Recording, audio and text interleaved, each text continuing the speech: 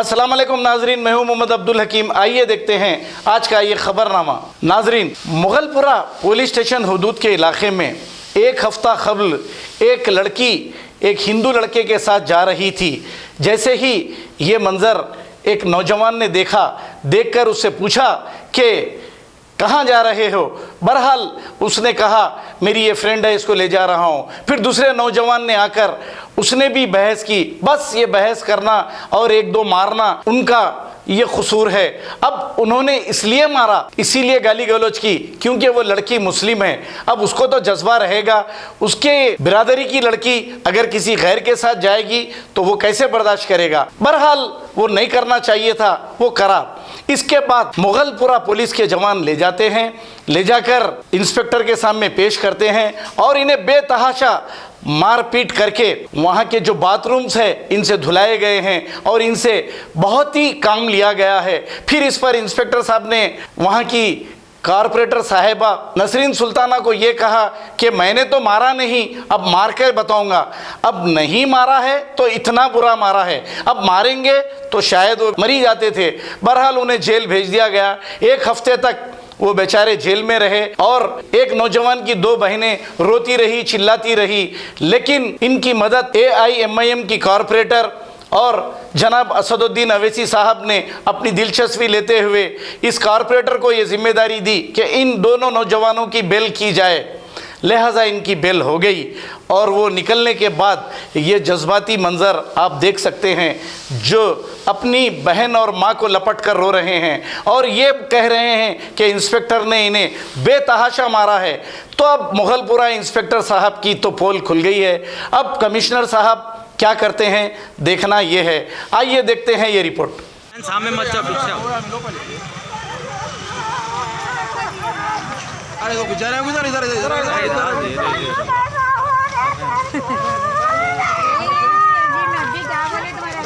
अरे वहाँ रोड पे गुजर है या माल लेने के। अरे इधर आइए आप, उसकी दूर बात करो, बच्चे से बात करो।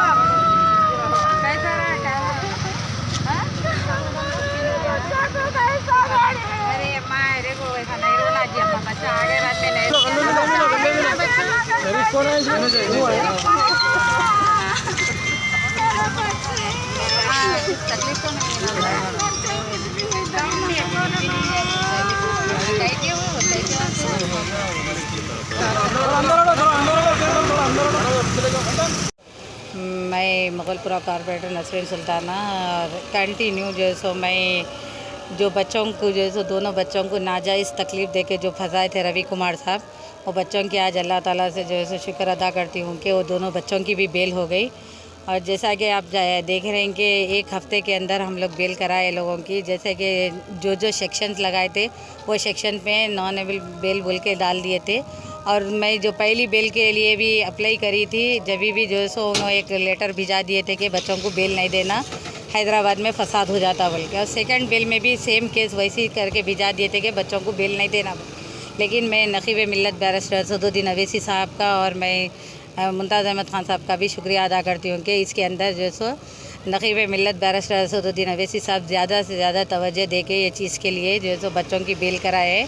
मेरे को भी बोले थे कि आप दिन रात वो बच्चों के पीछे मेहनत करिए, जितना जल्दी हुआ वो बच्चों को बाहर लाने की कोशिश करिए। बोले देखिए आप अभी तो अल्लाह ताला का शुक्र अदा करते हैं कि दोनों बच्चे भी बाहर आ गए हैं।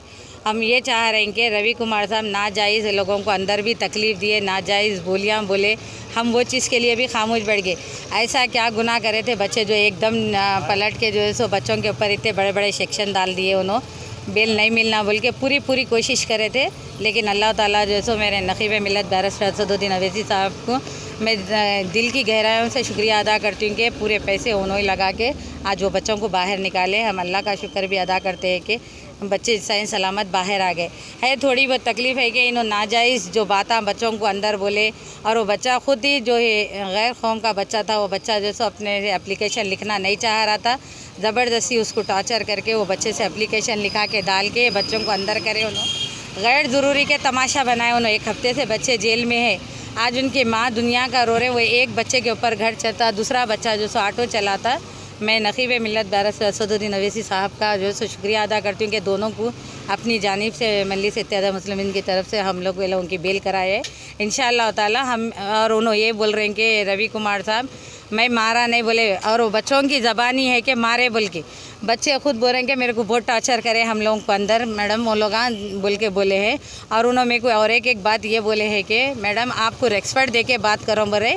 मैं भी कमिश्नर साहब से ये पूछना चाह रही हूँ, मैं रेस्पेक्ट दे के बात करना चाह रहे हैं बोले तो क्या मुझे गाली दे के बात करते थे क्या इन्हों?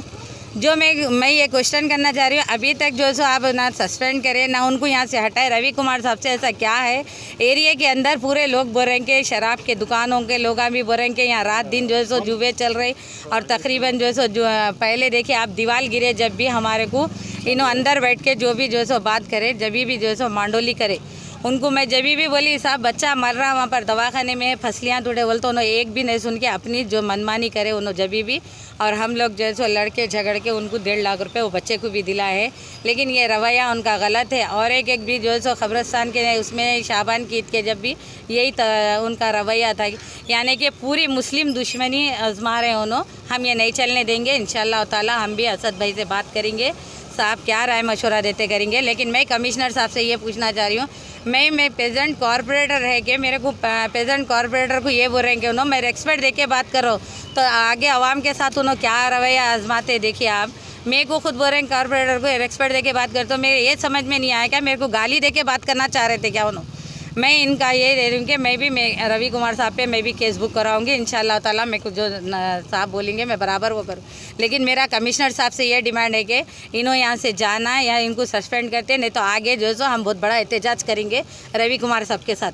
हम लोग ये करें, अभी हम तो बच्चे रिलीफ होना बोल के सोच लिए थे कि बच्चे बाहर आ गए, अल्लाह का शुक्र अदा करते कि हम आगे से हमारा जो भी काम रहेगा अभी कमिश्नर साहब के हाथ में, या हम बच्चों को ले जाके नाके पे धरना देना या जो सो सीधा इनको यहाँ से हटाते। हम ये 2 सवाल कर रहे, ये सवाल के अंदर हमको जो सो कमिश्नर साहब का जवाब चाहिए। 1 हफ्ता हो गया आज तक जो है सो कमिश्नर साहब आके कोई जवाब नहीं दिए।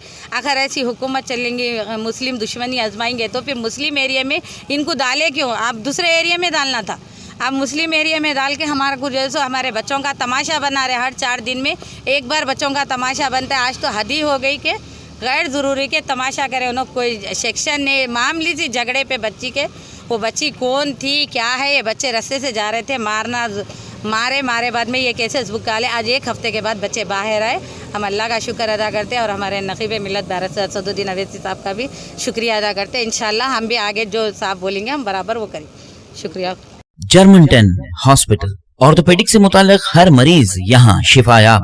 बैनुल-अक़वामी शोहरत याफ्ता और इनाम याफ्ता doctor Mir Jawad Zar Khan, senior orthopaedic surgeon, advance operation theatre, ICU, digital x-ray, laboratory, physiotherapy, pharmacy, sharing और प्राइवेट रूम्स, लेडी डॉक्टर्स और डॉक्टर अर्जुमन सुल्ताना गैनाकोलॉजिस्ट की खिदमात हासिल। वाजिबी फीस और मुकम्मल सहूलियात से हजारों मुतमईन। एम्बुलेंस से आरास्ता Germanton orthopaedic hospital, pillar number 150, Attapur, Hyderabad. अगर हमारी न्यूज़ आपको पसंद आई है तो सबसे पहले शेयर कीजिए, लाइक कीजिए, फिर ख़ास तौर पे हमारी रिक्वेस्ट ये है कि सब्सक्राइब करना ना भूलें। 7H न्यूज़, आपकी आवाज़।